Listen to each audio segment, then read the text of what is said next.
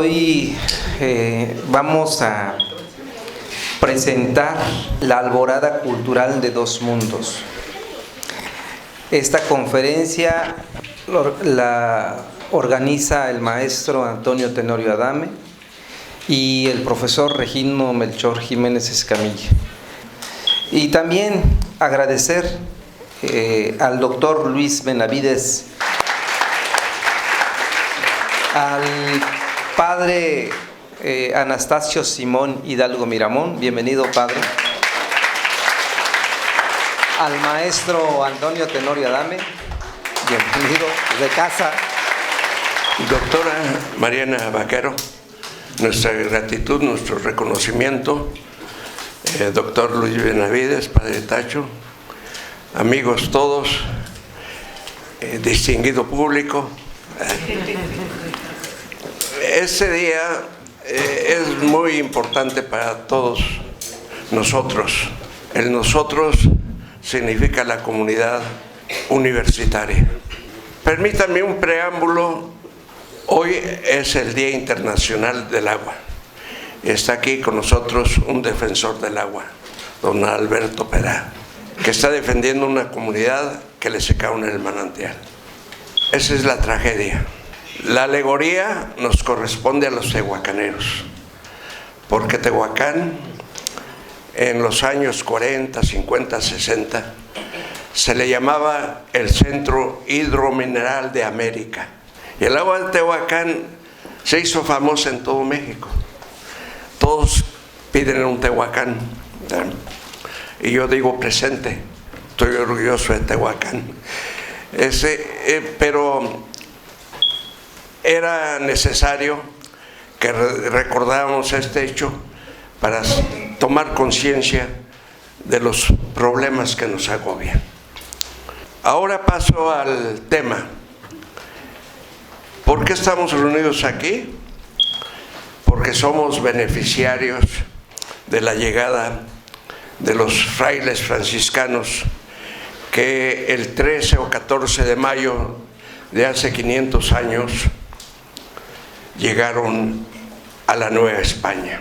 Y ustedes y nosotros, los académicos y los estudiantes, gozamos de ese privilegio de tener oportunidad de aprender a partir de la llegada de los 12 franciscanos que venían a evangelizar, pero también tenían otras tareas, porque era una cultura distinta, porque era un idioma diferente, y desde aprender el idioma, y para aprender el idioma, tener la posibilidad de enseñar la religión, tuvieron también que enseñar el conocimiento, de transmitir el conocimiento a la vez del lenguaje, enseñar a escribir, enseñar a leer. Fíjese que la primera diferencia entre México y Estados Unidos, bueno, hay varias, pero una de las diferencias que yo destaco en las clases que me corresponde es la diferencia entre cómo se desarrolló el idioma en los Estados Unidos y cómo se desarrolló el idioma español en México.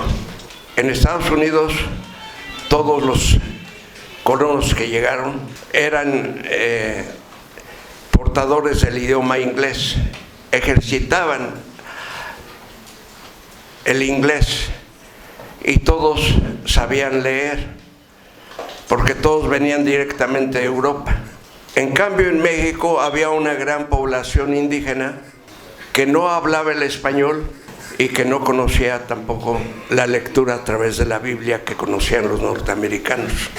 Esa primera diferencia ya está incidiendo en las diferencias del desarrollo que se transmitió, que se ejerció en cada uno de los países. De ahí comienzan nuestros rezagos, nuestros retrasos, nuestras falta de oportunidades, y ahora pues es momento de reflexionar cuáles fueron los principios y cómo tenemos que hacer para tener oportunidad, para mejorar, para resolver los problemas que nos agobian. Entonces, el asunto que significó que los evangelistas, los pregoneros del Evangelio en la Nueva España tuvieran que aprender los idiomas para tener la transmisión de la religión, el surgimiento de una nación pluricultural, plurilingüística, plurihablante. En la actualidad en México todavía hay 50 lenguas, alrededor de 50 lenguas originales y el español. El asunto que se aborda en esta ocasión es la enseñanza del latín, porque era necesario para la evangelización y para el ejercicio de las oraciones y de los eventos de la religión. Entonces, era admitir a los indios en el estudio de la teología y, en su caso, consagrarlos como sacerdote, o más genéricamente, a recibir las órdenes sagradas. Vale decir, de reconocer en el indio sus mismas prerrogativas, las prerrogativas que tenían los españoles. Entonces debía aceptarlo el colonizador, el conquistador, en pie de igualdad, para que la vida civil se realizara en condiciones de igualdad. En caso contrario, entonces el indio sería relegado en un plano de subordinación y por ende de servidumbre. ¿Cómo se desarrolló los primeros elementos, los primeros ejercicios para la práctica, la transmisión del conocimiento? ¿Cómo se transmitió la enseñanza del idioma europeo que iba a predominar y del latín necesario? Pues fueron 3 métodos, según se relata en la monarquía indiana, que aquí don Alberto es uno de sus estudiosos, nos relata. La primera forma que se ejerció fue a través de la práctica que tenían las comunidades y los grupos indígenas de su propia capacidad de conocimiento. Y es por eso que se utilizaron imágenes que transmitieran lo que correspondía al ejercicio oral, a la palabra auditiva. Es decir, había una costumbre de grabar las memorias, grabar la historia, grabar los acontecimientos a través de códices. Los códices eran las formas en que las comunidades dejaban escrita, transmitían su memoria, transmitían sus hechos y quedaban de esa manera ya reconocidos por la comunidad. Pues ese ejercicio se inició para que hubiera forma de que se conocieran los significados de un idioma a otro idioma. El segundo ejercicio era a través de la repetición, y para ello se usaban los granos de maíz, los granos de la mazorca y algunas piedras para contar las oraciones que se escuchaban en latín y repetirlas y memorizarlas hasta que estaban una y otra vez asimiladas en la memoria de la persona. Y desde luego la primera enseñanza fue en los niños de 8 años, que tenían mayor capacidad de recepción. Posteriormente ya fueron los adultos, pero esto siempre de las élites sociales, de la nobleza indiana. Y el tercer ejercicio fue el auditivo, de tal manera que empalmaban o escuchaban a la vez la palabra en latín o en español y la reproducían y la memorizaban en náhuatl. Por ejemplo, el Padre Nuestro, pues todos sabemos que comienza con Pater Noster. Pues la palabra que empataba o que asimilaban o que utilizaban para recordar era Panotli, que quiere decir buenos días, buenas tardes, según el maestro que habla el náhuatl. ¿Y hay aquí algunos hablantes del náhuatl? Aparte del Padre Tacho, sí, usted, y ya, vean.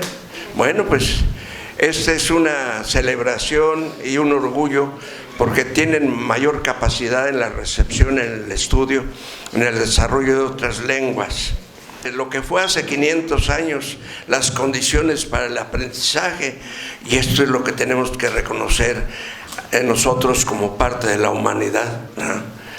Qué esfuerzos, qué formas, qué maneras, qué recursos y qué obstáculos hubo para superarlos. Y en ello reconozcamos que todos como seres humanos tenemos esa capacidad de trascender y de superar nuestros problemas. Decía Alfonso Reyes, nadie sabe todo, pero entre todos sabemos todo. Y entre todos hacemos avanzar el conocimiento. Por eso celebramos aquí, la Universidad de Puebla, Autónoma de Puebla, celebra 500 años de esfuerzo académico. Un aplauso a nuestra universidad. Algo que hemos olvidado es que esta enseñanza se hizo cantando. Ahora ya no cantamos, yo soy muy desafinado, siempre me callaban a la hora de cantar. Pero ese fue un recurso que se utilizó en el pasado. Y entonces esos son los relatos de Torquemada, que nos habla de cómo fueron los primeros mecanismos del aprendizaje. El interés por enseñar el latín no llegó a obtener resultados favorables. No llegó a desarrollarse plenamente el programa de formación religiosa en cuanto a los sacerdotes, por eso el esfuerzo del latín no tuvo los resultados que se imaginaban. Pero tuvo otros que se reflejaron en los elementos que dejaron como parte de la memoria colectiva y que después se transmitieron, se lograron recoger en ediciones, en versiones, en relatos, en lo que podríamos decir en una literatura prehispánica, con todas las dificultades que esto tiene, porque el paso de una cultura a otra y a través de la violencia, porque el proceso de conquista fue un proceso de genocidio, de genocidio y de supresión de una cultura. En realidad las conquistas, por lo general, esos son sus elementos, sus resultados. Pero Walter Benjamin, que es un filósofo alemán, nos dice que en los documentos de violencia siempre hay documentos de violencia o de barbarie, como fue la conquista, siempre hay elementos culturales y creativos. Es por eso que el proceso de conquista trajo consigo también un proceso de elaboración cultural diferente, como era la cultura occidental o cultura europea o hispanófila, que suprimió la expresión cultural de los pueblos originarios. Y esto es importante porque lo que recoge la crónica y quienes relatan la cultura prehispánica son personas que ya lo hacen dentro del marco de la cultura europea. Y esa cultura europea, la cultura que se estableció por medio de la fuerza, de la violencia, de la barbarie, la conquista, pues tuvo su lado positivo en la formación de un nuevo humanismo representado por los 12 frailes franciscanos.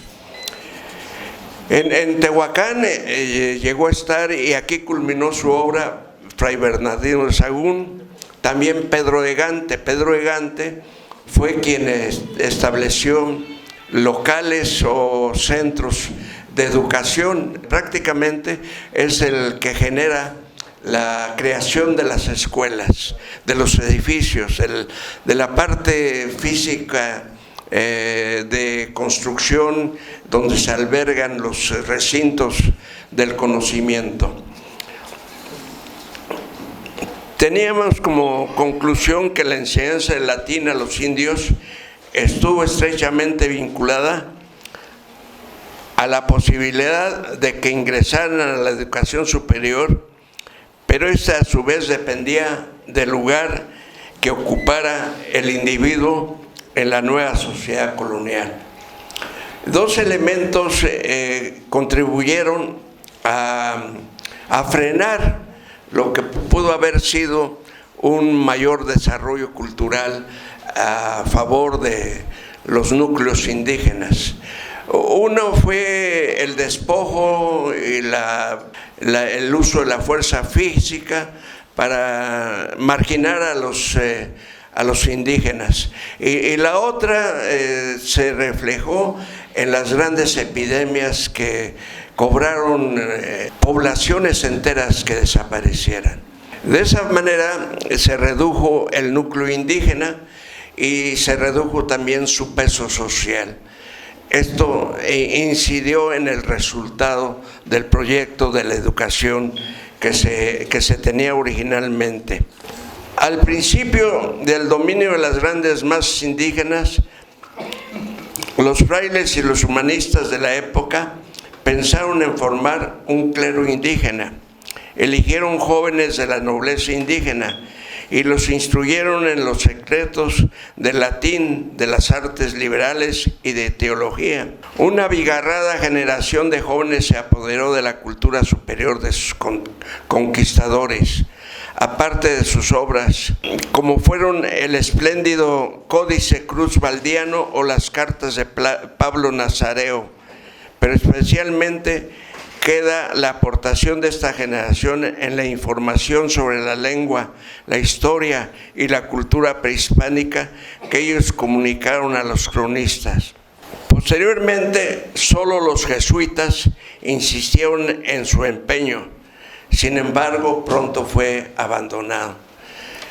En la Universidad de Puebla, en el viejo Colegio Carolino, llamado así por que Carlos I fue quien expidió el reconocimiento para su formación, es un reconocimiento que aquí dio origen a una de las universidades más antiguas de América. Pero también los jesuitas formaron las generaciones de la independencia. Recuerden ustedes que Hidalgo y Morelos son producto del Colegio de San Nicolás de Hidalgo de Morelia, y ellos fueron los principales precursores, iniciadores del movimiento de la independencia sobre la base de la educación que recibieron de los jesuitas. Y diríamos que en América somos una experiencia particular, porque en el resto de América la independencia provino de ejércitos de la monarquía que se dividieron. Los generales, los comandantes y la tropa se dividieron, unos a favor de la independencia y otros a favor del rey, de tal manera que Bolívar, Belgrano, San Martín, todos ellos eran generales formados por el ejército de la monarquía.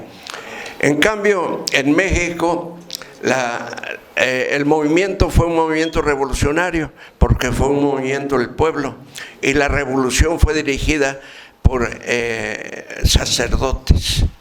Hidalgo, Morelos, Matamoros, y una serie de brillantes estrategas militares fueron impulsores de ese movimiento. Queda entonces nada más por añadir que esta idea de que aún compartía Sahagún que no se podían otorgar los reconocimientos sacerdotales a los indígenas porque no tenían capacidad de desarrollo armónico mental, en fin,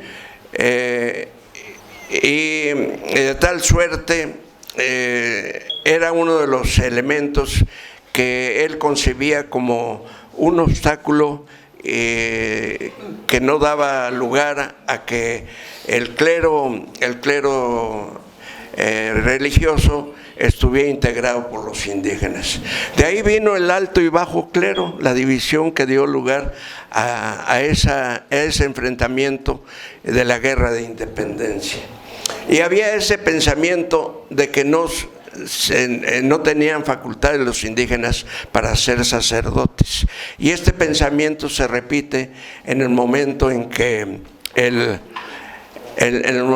el inquisidor general, el hombre que tenía más poder en la Nueva España, que era el que decidía sobre la Inquisición, Matías Monteagudo, cuando ya estaba en la embarcación saliendo de Veracruz hacia España, se lanzó la sentencia que afortunadamente fracasó, y diciendo: volveremos porque los mexicanos no se saben gobernar.